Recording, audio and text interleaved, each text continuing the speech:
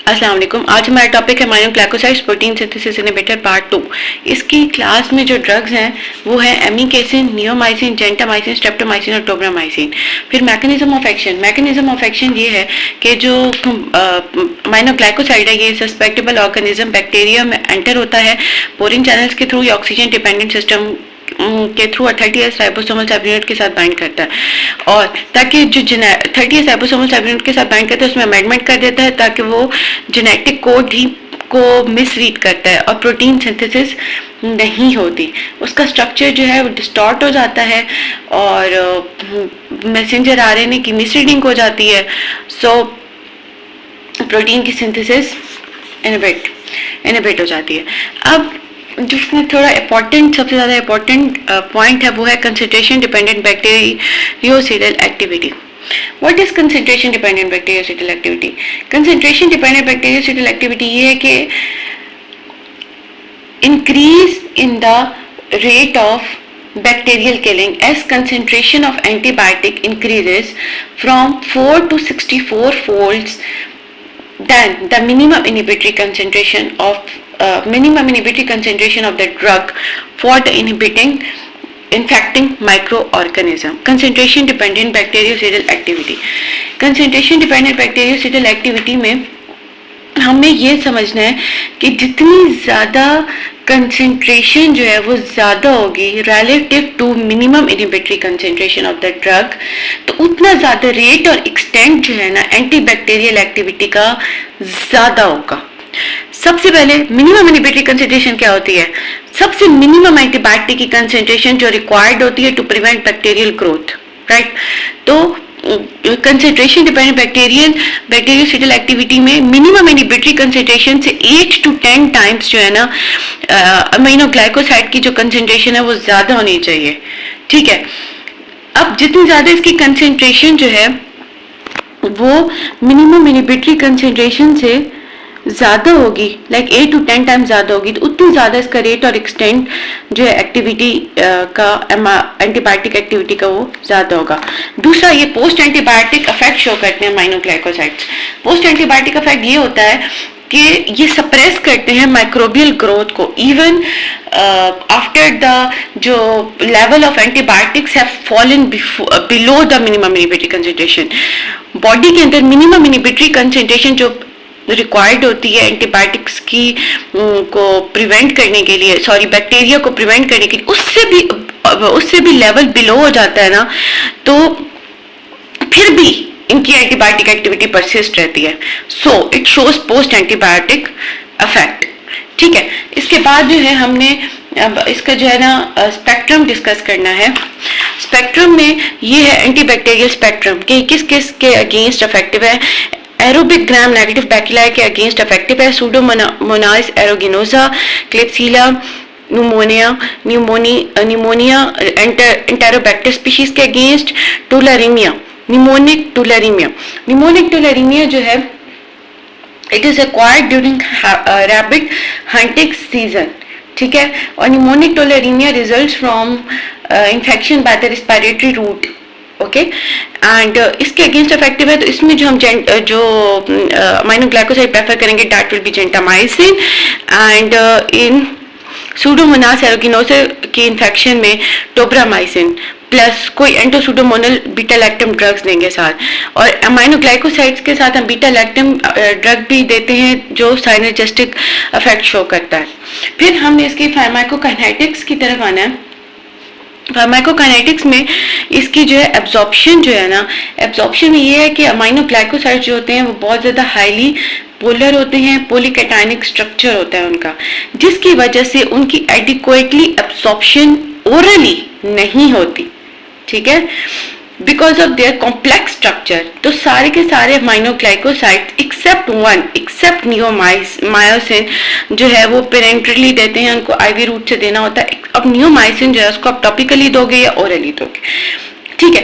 ये नियोमाइसिन जो है वो आप नहीं देते, आप इसको ओरली नहीं देते due to severe nephrotoxicity,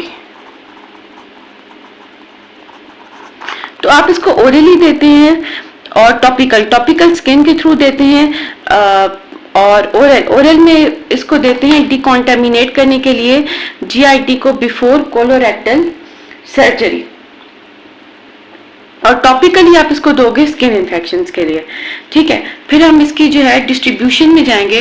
distribution इसकी जो है वो सब थेराप्यूटिक है। सब थेराप्यूटिक मतलब इसका जो लो रखेंगे थोड़ा than usual, lower than recommended dose, थोड़ा सा कम रखेंगे, और पेनिट्रेशन जो है ना बॉडी फ्लूइड में इसकी वेरिएबल है और इनएडिक्वेट है, ठीक है, वो वेरी करती है। अब कभी कभी इस तरह होता है कि मेनिंजाइटिस जब होता है, मेनिंजेस इन्फेक्टेड होती है तो एंटीबायोटिक्स बहुत जल्दी क्रॉस करते हैं ब्लड ब्रेन बैरियर, ठीक है, लेकिन इसमें ऐसा नहीं होता। इसलिए जब भी मेनिंजिस होगी या फिर मेनिंजाइटिस होगा या कोई भी इन्फेक्शन होगा सेरेब्रोस्पाइनल फ्लूइड में या फिर सेंट्रल नर्वस सिस्टम का, तो हम इंट्राथीकल रूट से देंगे इसको या फिर IV देंगे, और ये प्लेसेंटा क्रॉस करता है और फीटस में एक्यूमुलेट हो जाता है, ये इसकी टेंडेंसी है, ठीक है, इट कैन क्रॉस प्लेसेंटा। फिर नेक्स्ट हम आएंगे इलिमिनेशन में। इलिमिनेशन में ये है कि मोर देन 90% जो ड्रग्स है ना वो यूरिन से एक्सक्रीट आउट होती है, एक्सेप्ट नियोमाइसिन जो फीसिस में होती है।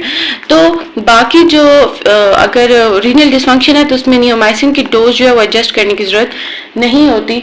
बाकियों की जो है ऑब्वियसली बाकी जो ड्रग्स हैं बाकी इस क्लास की नियोमाइसिन के अलावा उनमें आपको रीनल डिसफंक्शन में जो है ना वो डोज जो है वो एडजस्ट करनी होगी।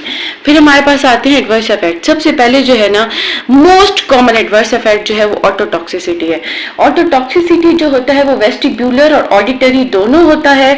It is also related to concentration of the aminoglycosides in plasma and the duration of treatment. Aminoglycoside जो है वो इकट्ठा हो जाता है एंडोलिम्फ में और perilymph of the inner ear, ठीक है, और deafness can be reversible.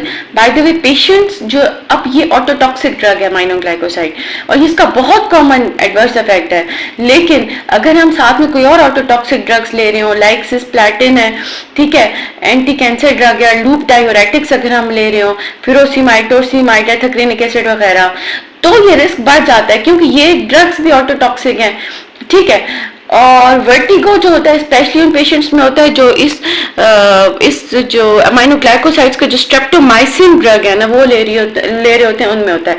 Nephrotoxicity भी इसका एक बहुत कॉमन एडवर्स इफेक्ट है। इसमें ये होता है कि अमाइनोग्लाइकोसाइड्स जो है हमने ऊपर पढ़ा है ना कि 90% वो कहाँ से एक्सक्रीट आउट होते हैं, यूरिन से, मतलब तो यूरिन मतलब किडनी के रूट से होते हैं, ठीक है। तो रिटेंशन हो जाती है by the proximal convoluted tubules, ठीक है। तो ये जो है ना डिसरप्ट करता है कैल्शियम मेडिएटेड ट्रांसपोर्ट को, right, it disrupt calcium mediated transport, जिसकी वजह से किडनी डैमेज हो जाता है, जो माइल्ड भी हो सकता है, रिवर्सिबल भी हो सकता है, और एक्यूट ट्यूबुलर नेक्रोसिस। फिर हमारे पास आता है न्यूरोमस्कुलर पैरालिसिस।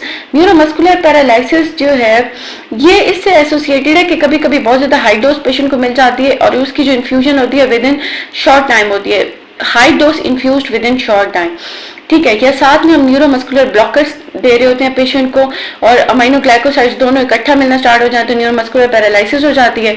या फिर जो पेशेंट माइस्थीनिया ग्रेविस, उनका जो रिस्क है ना रेट वो ज्यादा होता है। माइस्थीनिया ग्रेविस वो होता है जहाँ पे जो एसिटाइलकोलिन है, न्यूरॉन्स और मसल्स का जो जंक्शन होता है, एसिटाइलकोलिन जो है वो मसल्स के रिसेप्टर पे जाके एक्ट करता है नॉर्मली, ठीक है, जो वॉलेंट्री मसल्स होते हैं। तो यहाँ पे जो वॉलेंट्री मसल्स होते हैं वो हमारे कंट्रोल में नहीं रहते, वॉलेंट्री मसल की जो मूवमेंट्स होती हैं और एंटीबॉडीज बन जाती हैं उसके अगेंस्ट हमारी अपनी बॉडी में, उनके रिसेप्टर के अगेंस्ट या फिर मसल की कुछ प्रोटीन्स होती हैं उनके अगेंस्ट एंटीबॉडीज बन जाती हैं। Muscle specific receptor tyrosine kinase के अगेंस्ट या लिपोप्रोटीन रिलेटेड प्रोटीन 4 के अगेंस्ट एंटीबॉडीज बन जाती हैं, ठीक है।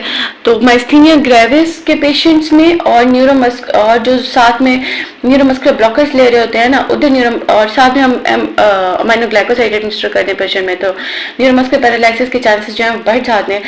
अगर हम एडमिनिस्टर करें कैल्शियम ग्लूकोनेट को, नियोस्टिग्निन को, तो रिवर्स हो सकता है ये block, can reverse the block that causes neuromuscular paralysis। और फिर allergic reaction, contact dermatitis, neomycin, हमने अभी ऊपर पढ़ा है ना कि टॉपिकल एडमिनिस्टर करते हैं नियोमाइसिन को, हम इसको IV नहीं देते due to risk of nephrotoxicity, severe nephrotoxicity. तो कॉन्टैक्ट डर्मेटाइटिस जो है स्पेशली नियोमाइसिन का एडवर्स इफेक्ट है। ठीक है। नेक्स्ट जो है ना वो हम मैक्रोलाइट्स और कीटोलाइट्स जो है वो डिस्कस करेंगे नेक्स्ट लेक्चर में प्रोटीन सिंथेसिस इनहिबिटर के। और अगर आपको इसमें कोई भी क्यूरी है, कोई भी इशू है, तो आप कमेंट बॉक्स में पूछ सकते हैं। इसके अलावा जो मैं एक और पॉइंट मिस किया इसमें कि एंटीबायोटिक्स में रेजिस्टेंस जो है वो कॉमन है। ठीक है, हमें पता है कि रेजिस्टेंस हो जाती है। ठीक है, तो रेजिस्टेंस इसमें भी हो जाती है and it is due to efflux pumps, या तो इफ्लक्स पंप्स बन जाते हैं बैक्टीरिया के अंदर, ठीक है, जो ड्रग को एंटर ही नहीं होने देते। ठीक है, इफ्लक्स पंप बन जाते हैं या फिर एंजाइम्स बन जाते हैं। ठीक है, जो कि मॉडिफाई करते हैं इनएक्टिवेट, जो कि अमाइनोग्लाइकोसाइड स्पेसिफिक होते हैं, और या फिर इसमें हमारे पास जो रेजिस्ट करते हैं इसको अमाइनोग्लाइकोसाइड्स को, ये बैक्टीरिया के अपने मैकेनिज्म है, या फिर अपटेक जो होती है ना वो डिक्रीज हो जाती है। ठीक है, इफ्लक्स पंप्स एंजाइम्स अपटेक जो है वो डिक्रीज हो जाती है अमाइनोग्लाइकोसाइड्स की, तो resistance it can cause, bacteria जो है वो रेजिस्टेंट हो जाता है अमाइनोग्लाइकोसाइड से। और नेक्स्ट इंशाल्लाह हम डिस्कस करेंगे macrolides and ketolides. Thank you, अल्लाह हाफिज।